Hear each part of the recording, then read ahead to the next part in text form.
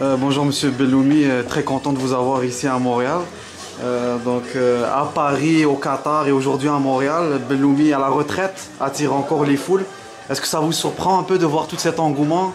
Non, au contraire, ça fait plaisir de voir les gens là, à Paris, comme vous avez dit, au Qatar et récemment au Canada, de faire plaisir à ce public chaleureux, supporter des verts bien sûr. Ça fait plaisir.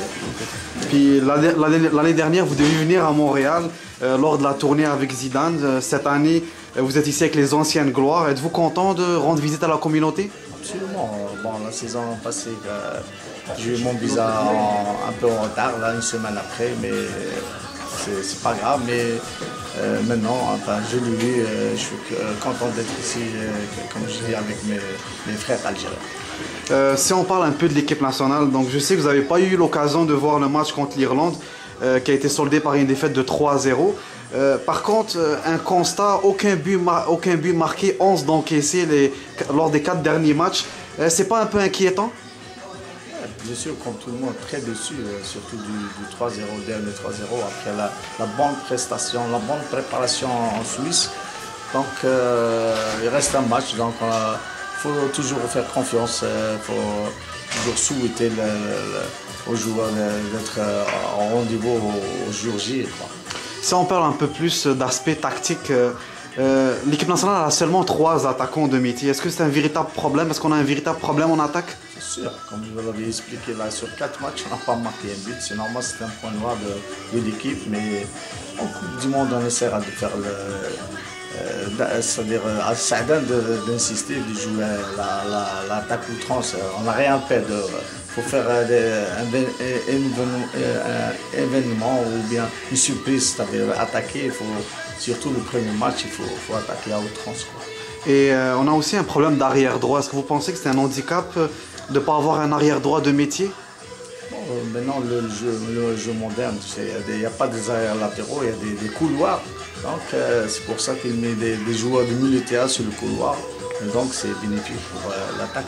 Et il y a eu beaucoup de nouveaux joueurs qui sont venus à l'équipe nationale dernièrement. Vous ne pensez pas que c'était un risque, un pari risqué d'amener autant de nouveaux joueurs à quelques semaines de la Coupe du Monde? Donc c'est à l'entraîneur, il a déclaré déjà aux joueurs algériens, là, donc il est responsable de ces nouveaux joueurs. Il a écarté dernièrement contre la Serbie 7 locaux, il a ramené 7 pros, donc il a vu jouer ces joueurs-là et Inch'Allah, tout ce qu'on souhaite, c'est qu'au mondial, ils seront au rendez-vous. Et qu'est-ce que vous pensez de la préparation? Est-ce qu'il y a eu assez de matchs amicaux? Donc on a 2 matchs amicaux. C'est sûr, les 2 matchs c'est insuffisant.